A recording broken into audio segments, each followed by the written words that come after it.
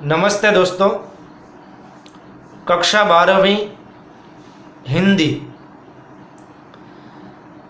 आज की इकाई का प्रारंभ जो है वह हम कुछ पंक्तियों से करेंगे। दे दी हमें आज़ादी बिना खड़ग बिना ढाल, साबरमती के संग तूने कर दिया कमाल। आंधी में भी जलती रहे गांधी तेरी मशाल, साबरमती के संग तूने कर दिया कमाल। दोस्तों, ये पंक्ति है उस महात्मा के बारे में, राष्ट्रपिता के बारे में, उस महामानव के बारे में जिन्होंने बिना लाठी बिना बंदूक उठाए इस देश को आज़ादी दिला दी और जिसका नाम था मोहनदास करमचंद गांधी। आज हम हमारे राष्ट्रपिता महात्मा गांधी जी के जीवन का एक प्रसंग पढ़ने जा रहे हैं। इकाई 8वीं, जिसका शीर्षक है चार्ल्स टाउन से जोहानिसबर्ग तक। लेखक मोहनदास करमचंद गांधी और साहित्य प्रकार आत्मकथा अंश, जिसके बारे में आज हम पढ़ने जा रहे हैं, उनका जीवन परिचय देने का प्रयत्न सिर्फ प्रयत्न ही किया जा सकता है, क्योंकि उनका जीवन आज विश्व के लिए एक प्रेरणादायी बन चुका है। इसलिए मैं प्रारंभ में ही एक बात आपको स्पष्ट कह दूं कि उनका जीवन परिचय सामान्य शब्दों में दे पाना असंभव बात है। फिर भी उनका औपचारिक जीवन परिचय हमें प्राप्त करना आवश्यक बनता है। गांधी आज कोई व्यक्ति नहीं, एक विचार है। कहा भी गया है कि आने वाली पीढ़ियां शायद ही यकीन करेगी कि ऐसा महान हाड़ मांस से बना व्यक्ति इस दुनिया में जन्मा भी होगा या नहीं, क्योंकि अहिंसा और सत्य के मार्ग पर चलकर देश को आज़ादी तो दिलाई, साथ ही साथ अपने जीवन में अपने आप पर किए गए प्रयोग विश्व के लिए प्रेरणादायी बने। और आज यूँ कह सकते हैं कि विश्व की जितनी भी समस्याएं आज है, उन सबका निराकरण, समाधान किसी के पास है तो वह गांधी विचार में है। तो आज हम ऐसे महान व्यक्ति के बारे में पढ़ने जा रहे हैं। दोस्तों, यहाँ पर इनके जीवन की आत्मकथा में से सिर्फ एक छोटा सा प्रसंग यहाँ पर आलेखित किया गया और मोहन से महात्मा तक का जो उनका सफ़र है वह बखूबी उनके आत्मकथा में आलेखित किया गया। आज हम अलग अलग भागों में इस कृति की चर्चा करेंगे, जिनमें सबसे पहले गांधी जी का सामान्य जीवन परिचय प्राप्त करेंगे। उसके बाद आत्मकथा अंश, जो एक नया साहित्य स्वरूप है आपके लिए, उसकी थोड़ी चर्चा करेंगे और बाद में इस गद्य का सारांश है उस पर विचार विमर्श प्रस्तुत करेंगे। सबसे पहले गांधी जी का जीवन परिचय प्राप्त कर लेते हैं। मोहनदास करमचंद गांधी जी का जन्म गुजरात के पोरबंदर में 1869 में हुआ था। उसके पिताजी का नाम करमचंद गांधी और माताजी का नाम पुतलीबाई था। 13 साल की उम्र में उनका विवाह कर दिया गया और उसका नाम कस्तूरबाई था, जिसे बा के नाम से भी संबोधित आज किया जाता है। उन्होंने जीवन भर संघर्ष किया, लेकिन एक समय में उसके पिताजी पोरबंदर के दीवान थे। बचपन में गांधी जी ने काफ़ी गलतियां की और उन गलतियों को अपने पिताजी के सामने स्वीकार भी किया। बोल नहीं सकते थे तो लिखकर उन्होंने स्वीकार किया। उन गलतियों में मांस भक्षण, चोरी, अपने भाई के कंगनों की, सोने के कंगनों की चोरी, उन्हें बेच देना, जुआ, सिगारेट पीना, ये सभी गलतियां उन्होंने अपने प्रारंभिक जीवन में की और फिर अपने पिताजी के सामने उसका स्वीकार भी किया। प्रारंभिक शिक्षा पोरबंदर में प्राप्त करने के बाद भावनगर की शामरदास आर्ट्स कॉलेज में उन्होंने स्नातक की शिक्षा प्राप्त की। बाद में वे बैरिस्टरी के अभ्यास के लिए लंदन, इंग्लैंड गए।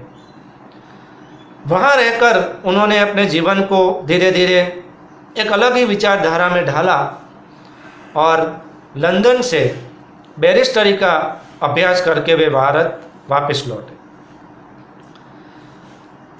दोस्तों, एक घटना का उल्लेख यहाँ आवश्यक है क्योंकि यह गद्य उस घटना के साथ जुड़ा हुआ है।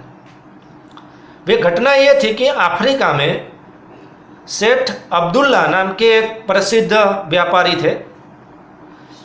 उनका अफ्रीकन सरकार के साथ किसी बात को लेकर केस चल रहा था। सेठ अब्दुल्ला को अफ्रीका के किसी वकील पर भरोसा नहीं था। उन्हें एक ऐसा वकील चाहिए था जिन पर वे विश्वास कर सकें और भरोसे के लायक हो।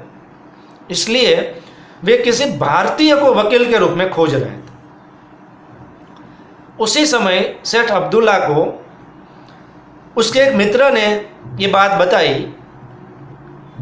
कि मोहनदास नाम का एक व्यक्ति गुजरात में है जो अभी अभी लंदन में बैरिस्टरी का अभ्यास करके वापस लौटा।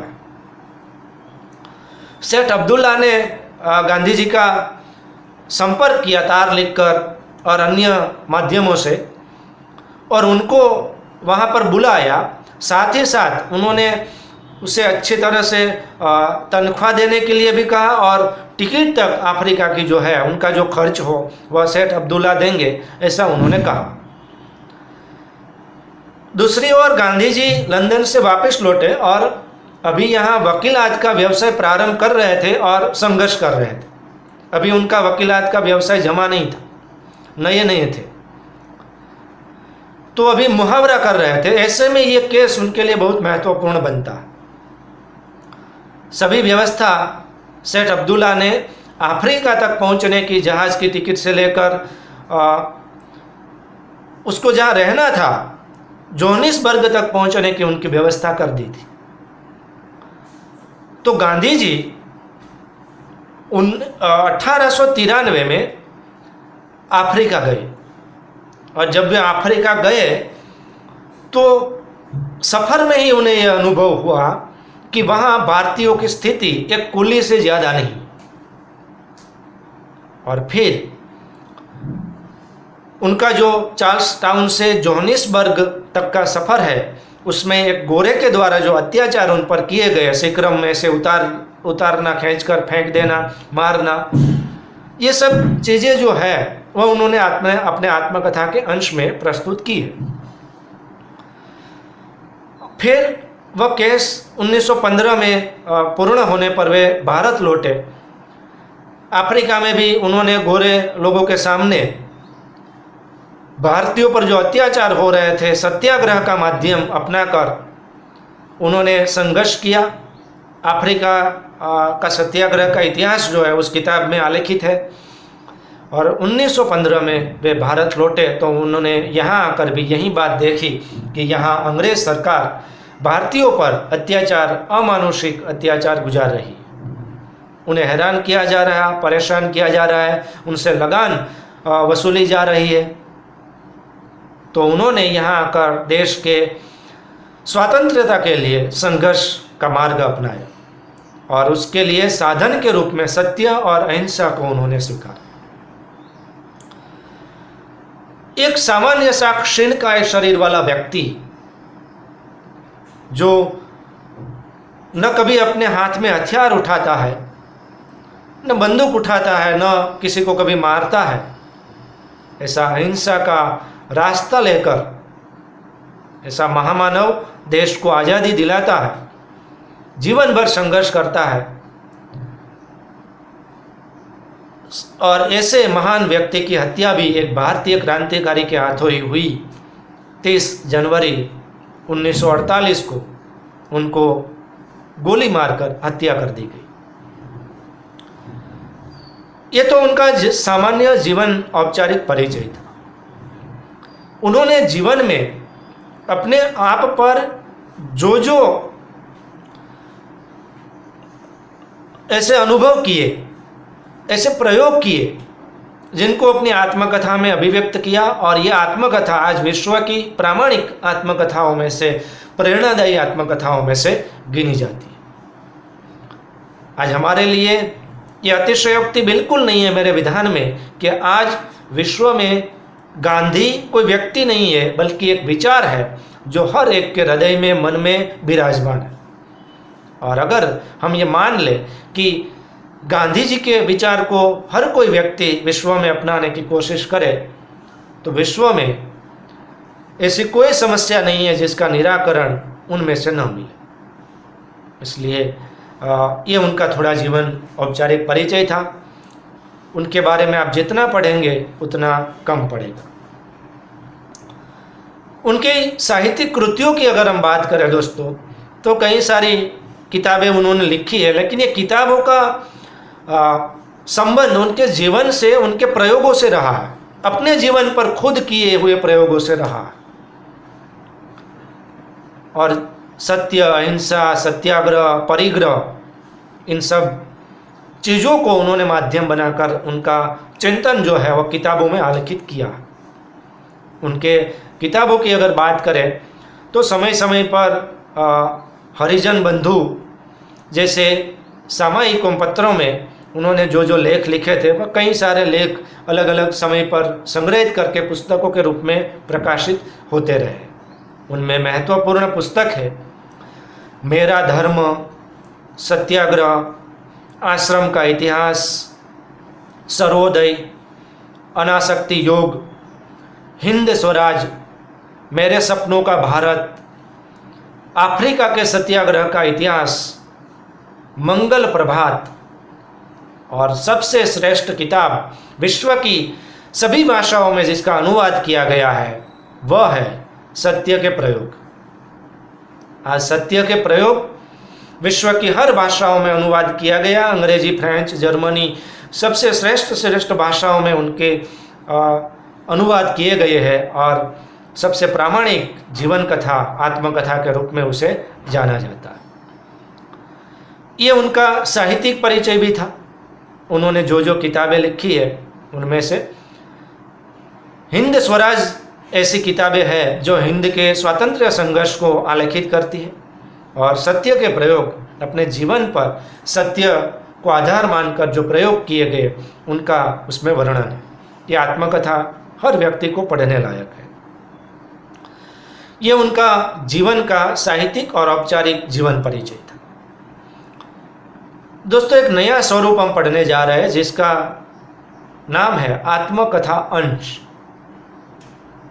आत्मकथा हिंदी शब्द है, लेकिन ये अंग्रेजी के ऑटोबायोग्राफी शब्द से लिया गया। ऑटो शब्द का अर्थ होता है आत्मा, और बायोग्राफी शब्द का अर्थ होता है जीवनी, जीवन कथा। दो से मिला है, दो शब्दों से मिला है, आत्मा और जीवन कथा। मतलब कि अपने जीवन की, अपने आत्मा की कथा व्यक्ति खुद लिखता है, अपने जीवन प्रसंगों को जिसमें आलेखित करता है उसे कहते हैं आत्मकथा। इसमें लिखने वाला व्यक्ति खुद है और अपने ही जीवन प्रसंगों को विस्तृत रूप से आलेखित करता है।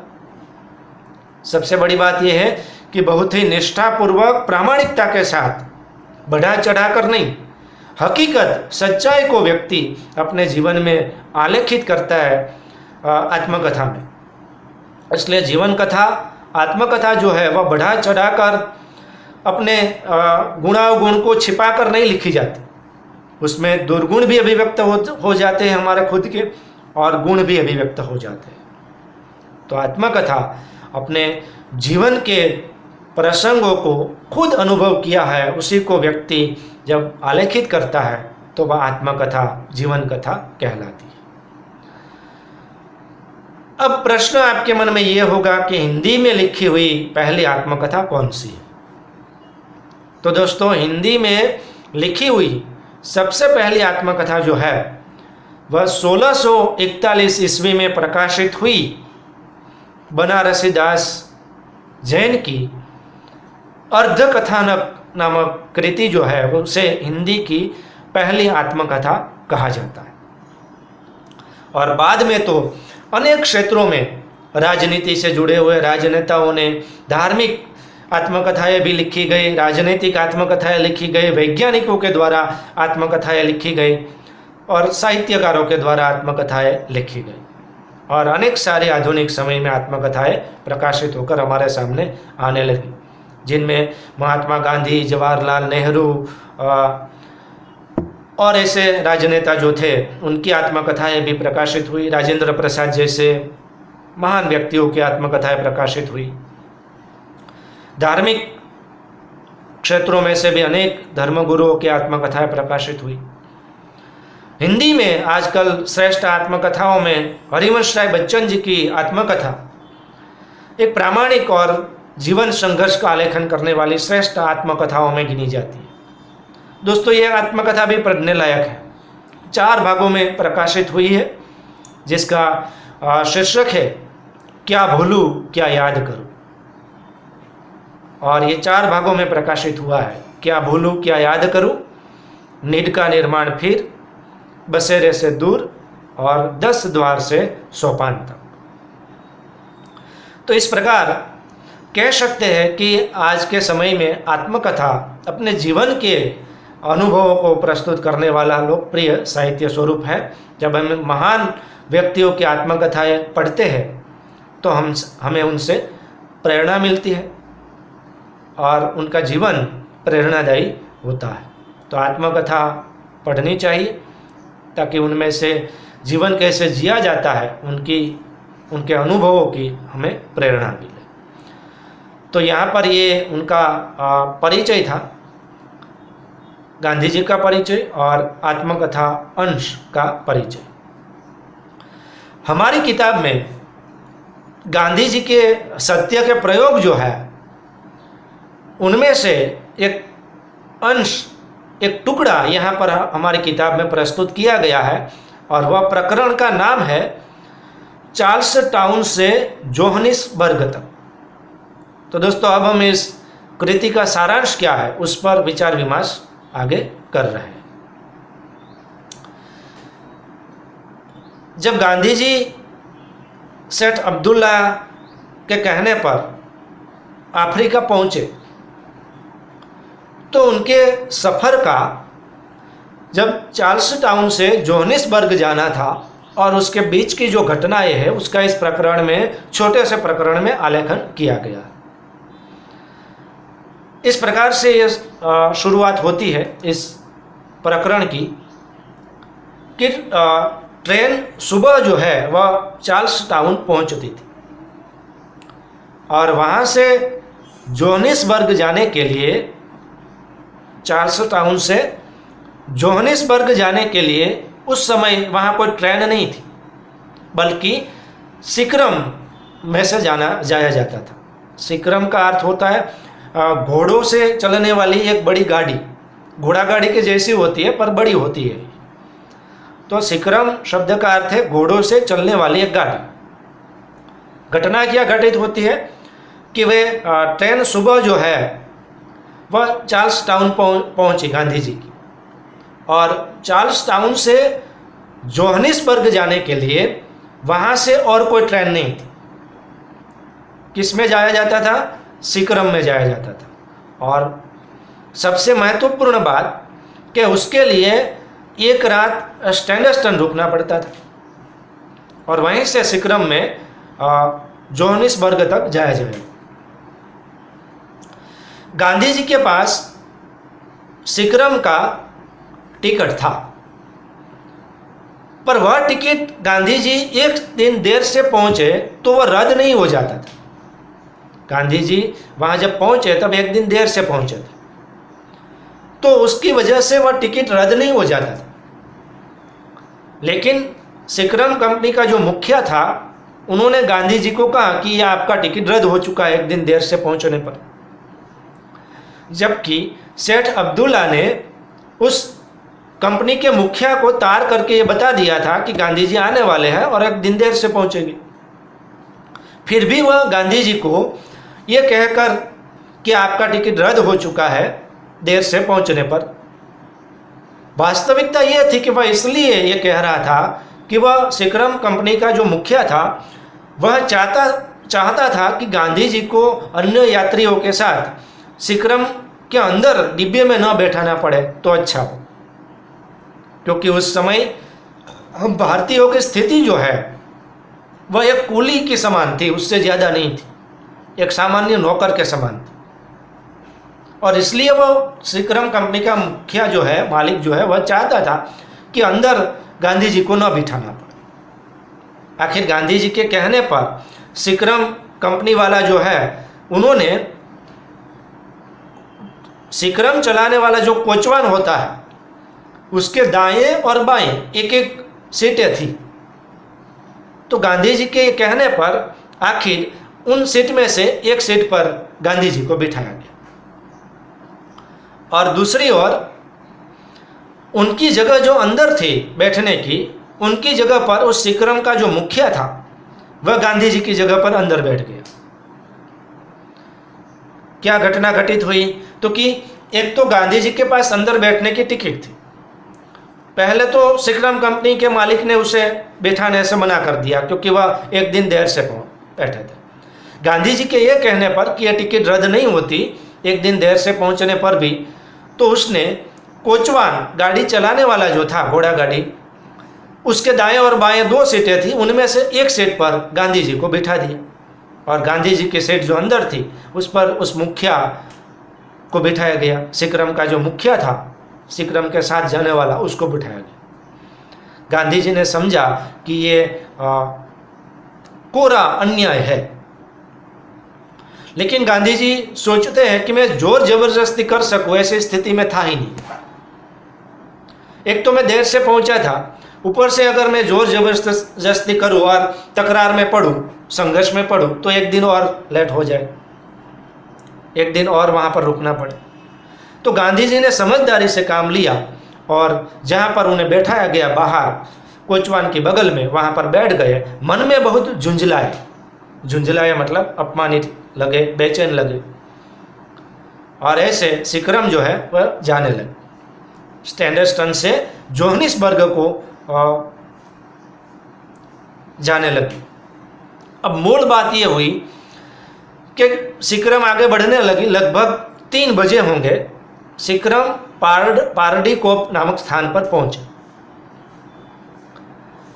अब गांधी जी जहां पर बैठे थे बाहर, अब उस सिक्रम कंपनी का जो मुखिया था, जो गांधी जी की जगह पर बैठा था, उसके मन में यह हुआ कि उसे हवा खानी थी और सिगारेट पीनी थी। अब उसका मन हुआ बाहर हवा खाने का और सिगारेट पीने का। तो उन्होंने क्या किया, एक मैला सा बोरा पड़ा था, वह नीचे उतरने का जो कोचवान के पास पड़ा था, वह नीचे उतरने का जो पटिया है उस पर बिछा दिया गया, ऐसे डाल दिया और गांधी जी को कहा कि स्वामी तू यहाँ बैठ, मुझे तेरी जगह बैठना है। उस गोरे ने क्या किया, जब 3 बजे के करीब सिक्रम पारडीकोप पर पहुंची तो उस गोरे ने, उसका हवा खाने का मन हुआ, सिगारेट पीने का मन हुआ, तो उन्होंने एक मैला सा बोरा जो उस कोचवान के पैर के पास पड़ा था उसको उठाकर पैर रखने की जो पटरी थी नीचे उतरने के लिए, उस पर डाल दिया और गांधी जी को क्या कहा, स्वामी तू यहाँ बैठ, मुझे तेरी जगह पर बैठना। गांधी जी कहते हैं कि मैं इस अपमान को सहने में असमर्थ था। एक तो पहले से उसकी जगह पर वह मुखिया बैठ गया और ऊपर से अब उसको पैर के पास बैठाने के लिए उन्होंने बोरी डाली। बोरा मतलब एक प्रकार का सामान भरने का थैला। तो गांधी जी ने उसे साफ साफ कह दिया डरते हुए कि पहले तो मेरी टिकट अंदर की बैठने की थी, तुमने मुझे बाहर बैठाया, मैंने कुछ कहा नहीं, अपमान भी सह लिया, मेरी जगह पर तुम बैठ गए। अब जब तुम्हें बाहर बैठने का मन हुआ, इच्छा हुई है, तो सिगरेट पीनी है, तो तुम मुझे अपने पैरों के पास बिठाना चाहते हो। मैं अंदर बैठने को तैयार हूं, पर तुम्हारे पैरों के पास बैठने के लिए तैयार नहीं। गांधी जी ने क्या उस साफ साफ उत्तर दिया? डर रहे थे, लेकिन डरते डरते भी साफ साफ शब्दों में कह दिया कि मैं अंदर बैठने के लिए तैयार हूं, लेकिन तुम्हारे पैरों के पास नीचे बैठने के लिए तैयार नहीं। जब गांधी जी अभी तो इतना ही बोल पाए थे कि उन पर तमाचों की वर्षा होने लगी। वह गोरा जो है वह मारने लगा और पकड़कर नीचे उतारने लगा, खींचने लगा। गांधी जी ने उस सिक्रम के जो पीतल के शिकंजे थे उसे जोर से पकड़ लिया। उन्होंने लिखा है कि मैंने भूत की तरह पकड़ लिया उसे और मन में ठान लिया कि कलाई चाहे भले ही उखड़ जाए, पर यह शिकंजे मैं छोड़ूंगा नहीं। जब वह खींचकर नीचे उतारने लगा गोरा, तो गांधी जी ने नीचे उतरते वक्त पकड़ने के जो शिकंजे थे पीतल के, उनको कसकर पकड़ लिया, भूत की तरह पकड़ लिया। ऐसा वाक्य रचना गांधी जी ने लिखी कि मैंने भूत की तरह उसे पकड़ लिया और मन में ठान लिया कि कलाई चाहे भले उखड़ जाए, पर वह शिकंजे जो है उसे छोड़ेंगे नहीं। वह गोरा उसे बुरी तरह पीट रहा था, मार रहा था, गालियां दे रहा था और अनब शनब बोल रहा था। जब गांधी जी को पीटता हुआ सब लोगों ने देखा, गांधी जी कह रहे कि वह मुझे मार रहा था, गालियां दे रहा था, मैं चुप था, क्योंकि वह बलवान था, मैं बलहीन था। वह ताकतवान था, शक्तिशाली था। गांधी जी के पास इतनी ताकत, आपने गांधी जी का शरीर देखा, एकदम क्षीण का है, दुबला पतला शरीर है, फोटो में देखा होगा आपने। तो ऐसे ताकतवान गोरे के सामने वह कैसे लड़ सकते हैं ताकत से, शक्ति से? तो वह बलवान था, गांधी जी बलहीन थे, इसलिए अत्याचार सहने के सिवा उनके पास कोई रास्ता नहीं था। लेकिन जब बुरी तरह गांधी जी को इस प्रकार से पीटते हुए देखा, तो अंदर जो यात्री बैठे थे उनमें से कई यात्रियों ने उस गोरे को कहा कि उस बेचारे को मारो मत, उसे वहां नहीं तो कम से कम अंदर हमारे पास ही बैठने दो, उसे नाहक में मारो मत। तो उस गोरे ने गांधी जी को 2-4 गालियां तो ज्यादा दी, लेकिन मारना बंद कर दिया। शर्म आई उसे, उन यात्रियों ने जब ऐसा कहा था। तब उन्होंने क्या किया, एक हॉटेनटाट नौकर जो है, हॉटेनटाट का अर्थ होता है अफ्रीका की एक भाषा बोलने वाला नौकर। यह हॉटेनटाट नाम की एक भाषा है जो अफ्रीका में बोली जाती है। वह बोलने वाला एक नौकर जो कोचवान के बगल में बैठा था, उनको अपने पैरों के पास बिठाया और गांधी जी को उसकी जगह पर बैठने दिया। फिर सीटी बजी और सिक्रम आगे चलने लगे। गांधी जी बहुत घबराए हुए थे। उसके मन में संदेह था कि वह जिंदा अपने मुकाम तक पहुंच पाएंगे भी या नहीं पहुंचेंगे। वह कुदरत भगवान से, ईश्वर से प्रार्थना कर रहे थे कि किसी भी तरह वह सही सलामत अपने मुकाम तक पहुंच जाए। वह गोरा बार बार गांधी जी को उंगली दिखा रहा था और कह रहा था कि तू स्टैंडर्स्टन पहुंचने दे, फिर देख मैं तुझे क्या मजा चखाता हूं।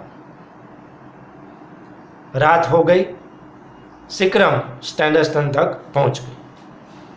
जब स्टैंडर्स्टन आए तो गांधी जी को कई सारे हिंदुस्तानी चेहरे दिखाई दिए। गांधी जी के मन में थोड़ी हिम्मत हुई और जैसे ही वह सिक्रम के नीचे उतरे तो कई सारे हिंदुस्तानी भाइयों ने उसे आकर घेर लिया और कहने लगे कि हमें ईसा सेठ ने भेजा है आपको उसकी दुकान पर ले जाने के लिए। गांधी जी को तसल्ली हुई और गांधी जी में हिम्मत आई कि अब वो गोरा जो है उसे मारेगा नहीं। अब्दुल्ला सेठ ने ईसा हाजी सेठ को पहले से ही तैयार करके बता दिया था कि स्टैंडर्स्टन गांधी जी इस समय पहुंचने वाले हैं। तो ईसा सेठ ने उसे उसके जो गुमास्ते और मुनीम थे उनको लेने के लिए स्टैंडर्स्टन सिकरम जहाँ रुकी वहाँ पर भेज दिया था। तो जैसे ही गांधी जी वहाँ स्टैंडर्स्टन सिकरम से उतरे तो उन सभी भारतवासियों ने, हिंदुस्तानियों ने उसे घेर लिया और कहा कि वे ईसा सेठ की दुकान पर उसे ले जाने के लिए आए हैं। गांधी जी ईसा सेठ की दुकान पर पहुँचे। वहाँ मुनीम गुमास्तों ने उन्हें घेर लिया और बातें करने लगे। गांधी जी ने सफ़र में अपने साथ हुए अत्याचार की बात ईसा सेठ और उन मुनीम गुमास्तों को बताई। तो उन लोगों ने भी कहा कि वे भी जब पहले पहले प्रारंभ में अफ्रीका आए थे तब उन पर भी किस प्रकार का अत्याचार हुआ था, उनकी बातें भी उन लोगों ने गांधी जी से कही। गांधी जी अपने साथ हुए अत्याचार का जो है वह संदेशा उस सिकरम कंपनी का जो मालिक है उसे भेजना चाहते थे। तो गांधी जी ने एक चिट्ठी लिखकर हाजी सेठ से कहकर उस सिकरम कंपनी का जो मालिक था उसके पते पर वह चिट्ठी भिजवाई और संदेशा भेजा कि उनके साथ रास्ते में किस प्रकार का अमानुषिक अत्याचार हुआ है। तो गांधी जी की चिट्ठी का संदेश भेजते हुए उन्होंने जवाब दिया गांधी जी को कि आपने जिस मुखिया के खिलाफ शिकायत दायर की है या शिकायत की है, स्टैंडर्स्टन से जोहानिसबर्ग जाते वक्त यहाँ सिकरम बदल दी जाती है और यहाँ से एक बड़ी सिकरम आती है जिसके कोचवान, मुखिया आदि सभी व्यक्ति बदल दिए जाते थे। तो आपने किसके खिलाफ शिकायत की है वह व्यक्ति अब रहने वाला नहीं। गांधी जी ने उस चिट्ठी में यह भी लिखा था कि उनको अब दोबारा जब यहाँ से आगे जाना हो जोहानिसबर्ग तक तो उनको उनकी जगह पर अन्य यात्रियों के साथ बीच में ही अंदर डिब्बे में ही बिठाया जाए। तो चिट्ठी में यह उत्तर दिया गया कि आपको यहाँ से आगे बढ़ते वक्त अन्य यात्री जो बैठे हैं उस डिब्बे में ही आपको बिठाया जाएगा। फिर वहाँ से सुबह जब सिकरम में गांधी जी ने आगे का सफ़र जारी किया तो उन्हें अन्य यात्रियों के साथ ही वहाँ पर डिब्बे में बिठाया गया। गांधी जी ने मन में सोचा कि यह मार का प्रकरण यहीं पर ख़त्म हो गया। मैंने उस गोरे के खिलाफ मुकदमा दायर करने के बारे मन में सोचा ही नहीं और इस प्रकार वहाँ से स्टैंडर्स्टन से मैं जोहानिसबर्ग बिना किसी चिंता के, मुसीबत के आराम से पहुँच गए। तो दोस्तों इस प्रकरण में गांधी जी के खिलाफ जोहानिसबर्ग पहुँचते तक बीच में सिकरम में एक गोरे के द्वारा उन पर जो अमानुषिक अत्याचार किया गया है, इस छोटे से प्रसंग का यहाँ पर आलेखन किया गया है। इसलिए एकदम छोटा सा प्रकरण है जिसमें गांधी जी अफ्रीका गए और चार्ल्स टाउन से उनका सफ़र प्रारंभ हुआ। वहाँ से ट्रेन आगे नहीं जाती थी और स्टैंडर्स्टन में एक रात बीच में उन्हें रुकना पड़ता था। तो चार्ल्स टाउन से वह सिकरम में बैठे और स्टैंडर्स्टन तक रात को पहुँचे। उस दौरान इतना अमानुषिक अत्याचार, मारपीट उन पर जो की गई उसका इस प्रसंग में यहाँ पर आलेखन किया गया।